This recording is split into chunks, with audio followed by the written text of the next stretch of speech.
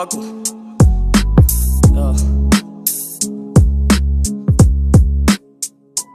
Λέει, έρχομαι τα βράδια και περνάω να σε δω. Σε ψάχνω κάθε βράδυ, μα ποτέ μου δεν σε βρήκα. Συγγνώμη εαυτέ μου, δώσε μου μια ευκαιρία. Αφιέρωσα σε σένα ό,τι μαλακία ήπια. Σε πέταξα, σε έθαψα στην παιδική χαρά. Εκεί που έχτισες τα πιο μαγευτικά σου όνειρα. Περνάω από δίπλα της να δω καμιά φορά και βλέπω πάλι εσένα με δυο κάστρα χώμα πρόχειρα. Εκείνο το παιδί που γέμιζε από χαρά. Το πρόσωπο του έλαμπε σαν να ήταν καλοκαίρι. Που φόραγε παπούτσια πάντα ποδοσφαιρικά. Τα πόδια του χαλάγανε μετά το μεσημέρι.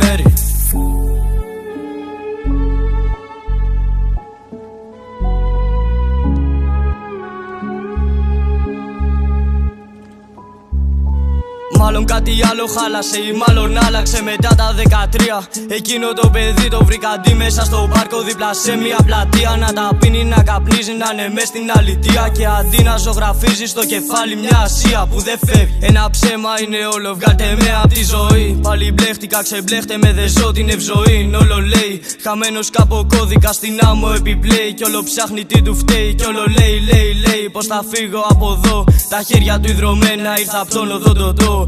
Κάνει πως δεν βλέπει το δικό μικρό κοσμό του.